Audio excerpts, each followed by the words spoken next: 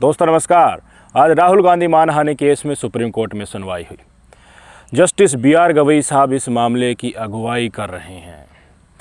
थोड़ी बहुत सुनवाई हुई, एक पक्ष की भी सुनवाई हुई, दूसरे पक्ष की भी सुनवाई हुई। उसके बाद सुप्रीम कोर्ट ने कहा कि इतने सीमित दायरे में हम तय नहीं कर सकते कि राहुल गांधी को लेकर जो सज़ा हुई है उसके ऊपर हमें फर्दर एक्शन क्या लेना है। जो रिक्वेस्ट जिस तरह से की जा रही थी राहुल गांधी के वकील की तरफ से, अभिषेक मनु सिंघवी साहब की तरफ से, कि राहुल गांधी का कैरियर बर्बाद हो जाएगा और उनको 2 साल का तो ये जेल होगी ही होगी, उसके बाद 8 साल का टोटल उनके ऊपर बैन लग जाएगा, 6 साल का बैन और है, जिसके कारण वो न तो 2024 का लोकसभा चुनाव लड़ पाएंगे, न 2029 का लड़ पाएंगे। और मोदी कम्युनिटी डिफाइंड नहीं है। दूसरा, हाई कोर्ट और सूरत के सेशन कोर्ट से जो सवाल अपेक्षित हुए वो मिले नहीं। किस तरह से पहले भी अभिषेक मनु सिंघवी ने प्रेस कॉन्फ्रेंस करके बताया था कि देखिए ये मोदी कम्युनिटी तो डिफाइंड ही नहीं है। तो जिस तरह कहीं पर मोदी जनरल कैटेगरी में है, कहीं पर OBC में है, कहीं पे अनुसूचित जाति में भी हो सकते हैं, तो जब पूरी तरह से ये अल्पसंख्यक एज डिफाइंड ही नहीं है मोदी कम्युनिटी, तो किस तरह से ये कहना कि सारे जितने भी चोर हैं उनके सरने मोदी कैसे होते हैं। तो पूरी की पूरी मोदी कम्युनिटी जिनकी 13 करोड़ की जनसंख्या है उनकी ये मानहानि किस तरह से होगी। ये तमाम ऐसे सवाल थे जिसमें ये सवाल भी शामिल था कि पूर्णेश मोदी जिन्होंने शिकायत की है, जो याचिका करता है, उनका व्यक्तिगत तौर पर किस तरह से मानहानि हो गया। इन तमाम तरह के सवालों के जवाब सुप्रीम कोर्ट से अब जानना चाहता है राहुल गांधी और राहुल गांधी के वकील। तो इस तरह की दलीलें दी गई। राहुल गांधी से पहले पूर्णेश मोदी ही सुप्रीम कोर्ट पहुंच गए थे, उन्होंने कैविएट दायर कर दिया था। कैविएट दायर करने का मतलब यही था कि अकेले राहुल गांधी जो अपना पक्ष रखे उसको ही फैसला मत सुना देना, मेरी भी बात भी सुनी जाए। अगर यहाँ राहुल गांधी के पक्ष में फैसला दिया जाता है तो हम भी अपना ज्वाइंडर जो भी है अपना दायर करेंगे, अपना पक्ष फिर से रखेंगे। तो इसलिए वो पहले भागे भागे सुप्रीम कोर्ट पहुँच गए थे। उससे ये साफ भी हो गया था कि मोदी सरकार किसी न किसी दम पर चाहती है कि राहुल गांधी जी रास्ते से हट रहे हैं। पर आज जस्टिस BR गवई साहब ने सुनवाई करने के बाद पूर्णेश मोदी को भी और गुजरात सरकार को भी नोटिस जारी कर दिया है। जितने भी डाउट्स हैं, जितने भी पॉइंट्स राहुल गांधी के वकील ने, अभिषेक मनु सिंघवी ने, सेशन कोर्ट से लेकर हाई कोर्ट तक जिनके जवाब नहीं मिले, और सारे मोदी ही चोर कैसे हैं, एक पर्टिकुलर ग्रुप का ये न होते हुए भी एक जर्नल स्टेटमेंट को पर्टिकुलर बनाकर मैक्सिमम पनिशमेंट मानहानि की दे देना, इसका असल जवाब ढूंढने के लिए, बारीकी से देखने के लिए किस स्टेज पर क्या क्या कार्रवाई हुई है, उसके लिए आज सुप्रीम कोर्ट के BR गवई साहब ने ये नोटिस जारी कर दिया है पूर्णेश मोदी को भी और गुजरात सरकार को भी। वहाँ से जवाब आएगा। पूर्णेश मोदी ने बोखलाहट में कहा कि देखिए आपने मेरे से नोटिस मांगा है तो मुझे 21 दिन का समय चाहिए। सुप्रीम कोर्ट ने कहा नहीं, 21 दिन का समय नहीं मिलेगा, मात्र 10 दिन का समय दे रहे हैं। 4 अगस्त को दोबारा सुनवाई हम करेंगे, 4 अगस्त को यहाँ आना, उसके बाद हम जो है सुनवाई कंटिन्यू करेंगे। तो फिलहाल के लिए राहुल गांधी को लेकर सुनवाई शुरू हो गई है। इसी स्टेटमेंट से संतोष करना है, आगे क्या होगा वो सुप्रीम कोर्ट के ऊपर है। हो क्या सकता है वो कल, यस्टरडे जो बीता हुआ कल है, उसमें जो सुप्रीम कोर्ट का स्टेटमेंट आया है उसको अगर आप देख लेंगे तो आपको पता चल जाएगा कि गुजरात के हाई कोर्ट को जो ऑर्डर उन्होंने दिया था उसको पलटना किस तरह से राहुल गांधी के केस में एक बड़ा इशारा है।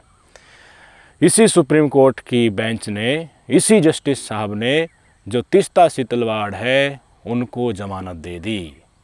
उनके खिलाफ कुछ आरोप थे गुजरात दंगों से जुड़े हुए, जिसमें उन्होंने कुछ गवाह को प्रभावित करके वहाँ की जो सरकार थी, गुजरात की सरकार, उनको डिफेम करने की कोशिश की थी, ऐसा उनके ऊपर आरोप है। तो पहले गुजरात के हाई कोर्ट ने ही उनको जमानत दे दी थी, फिर अचानक से पता नहीं क्या हुआ, सुप्रीम कोर्ट का एक जजमेंट भी आया था कि जिन्होंने डिफेम किया है सरकार को उनके ऊपर कार्रवाई होनी चाहिए। तो अगले ही दिन हाई कोर्ट ने आदेश पारित कर दिया था कि देखिए जो भी इस तरह के मामले हैं उनमें कार्रवाई कीजिए। तो गुजरात हाई कोर्ट ने तीस्ता सीतलवाड़ की जमानत याचिका जो थी, तो ऑलरेडी उनकी जमानत चल रही थी, उसको खारिज कर दिया था और उनको तुरंत सरेंडर करने के लिए कहा था। तीस्ता सीतलवाड़ कहाँ पहुँच गई? Supreme court. सुप्रीम कोर्ट ने हफ्ता 10 दिन की इनको बेल दी और फिर इस मामले पर सुनवाई की। तो सुनवाई के दौरान जो टिप्पणी सुप्रीम कोर्ट ने की है वो वाकई सोचने लायक है। सुप्रीम कोर्ट ने कहा कि गुजरात हाई कोर्ट का जो निर्णय था वो त्रुटिपूर्ण था, वो एक तरफ इधर झुका हुआ दिख रहा है, एक तरफ इधर झुका हुआ दिख रहा है। वो सेटिस्फैक्ट्री गुजरात हाई कोर्ट का डिसीजन नहीं था। जिन पॉइंट्स को लेकर गुजरात हाई कोर्ट ने तीस्ता सितलवाड़ की ज़मानत को रद्द करने और उनको तुरंत सरेंडर करने के लिए कहा था, वो गलत हैं। ये सुप्रीम कोर्ट के इसी जज साहब ने कहे थे, कल का ही डिसीजन है ये। तो गुजरात हाई कोर्ट के जज के फैसले को सरेआम नकारना कोई बड़ी बात सुप्रीम कोर्ट ने नहीं समझी। तो आप अंदाज़ा लगा लीजिए, राहुल गांधी के केस में गुजरात हाई कोर्ट के ही फैसले को तो पलटना है, गुजरात हाई कोर्ट के फैसले को तो चैलेंज करने के लिए सुप्रीम कोर्ट में गए हैं।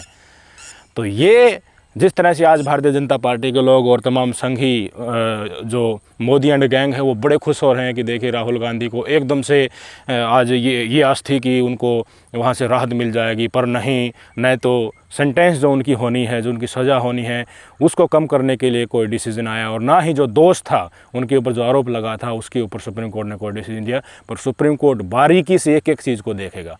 हमको पता है, आपको पता है, खुद भारतीय जनता पार्टी को पता है कि राहुल गांधी के द्वारा कही गई बातें कि सारे मोदी चोर ही कैसे होते हैं, जो चोर हैं उनके सरनेम मोदी ही कैसे होते हैं, नीरव मोदी, ललित मोदी, उनका स्टेटमेंट था। जो आर्थिक अपराधी हैं, जो भगोड़े हैं, उनकी तरफ इंडिकेशन था। उनका मतलब मोदी कम्युनिटी की जो बदनामी करना नहीं था, उनकी एक जनरल सामान्य स्टेटमेंट थी। जो अपराधी हैं, जो राजनीति की विचारधारा के चलते राजनीतिक मंच से जो अपोजिशन पार्टी, जो सामने वाली पार्टी है, उसके ऊपर जो निशाना साधा जाता है, उसको लेकर राहुल गांधी ने वो निशाना साधा था। और उस जनरल स्टेटमेंट को पर्टिकुलर बनाकर पहले सेशन कोर्ट में, फिर गुजरात हाई कोर्ट में सज़ा मिलती चली गई, और अब सुप्रीम कोर्ट में फाइनली फैसला आ गया। ज़्यादा समय नहीं, 4 अगस्त को इसको सुनवाई हो जाएगी। एक इंडिकेशन मिल जाएगा कि अब आगे ये होने वाला है। इतना ये नहीं कि 4 तारीख को सुनवाई होगी तुरंत फैसला दे दिया। जो पॉइंट उठाए गए हैं, कई सवालों के जवाब राहुल गांधी के वकीलों को नहीं मिले हैं। गुजरात हाई कोर्ट के द्वारा आप मुझे बताइए, ये कहना कि राहुल गांधी के ऊपर ऑलरेडी इसी तरह के 10 के आसपास केस चल रहे हैं। वीर सावरकर का केस चल रहा है। जो निचली अदालत ने जो ऑर्डर दिया था वो बिल्कुल सही है, उसमें कोई त्रुटि नहीं है। तो जिन मामलों की सुनवाई चल रही है, उनका निर्णय नहीं आया है, उस तरह की वक्तव्य दें, उनको कोट करना गुजरात हाई कोर्ट के जज के द्वारा कितना सही है, आप मुझे बता दीजिए।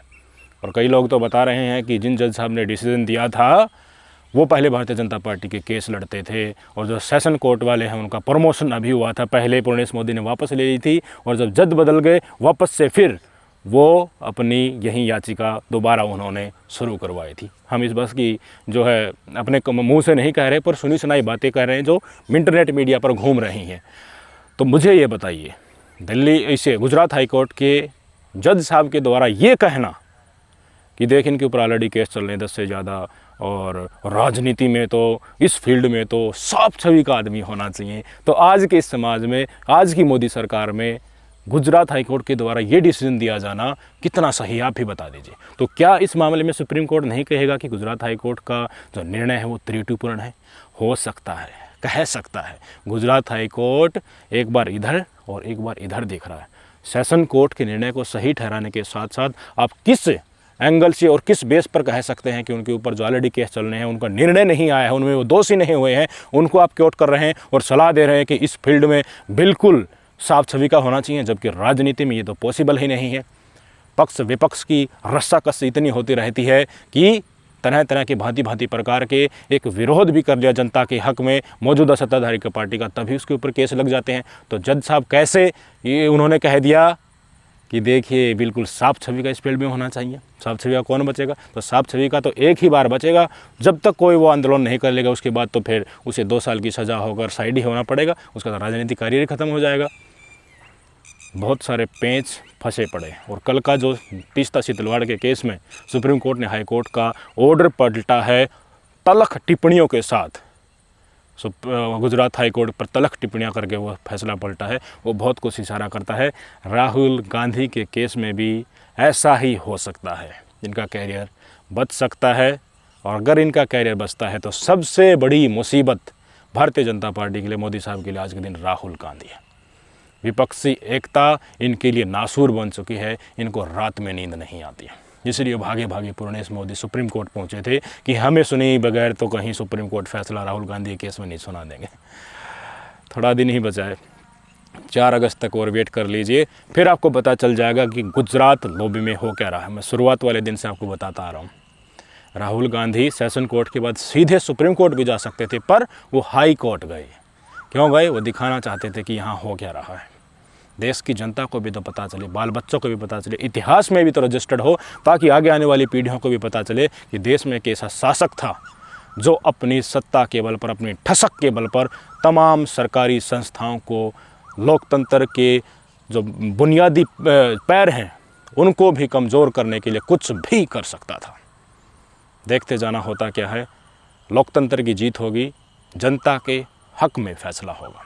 नमस्कार।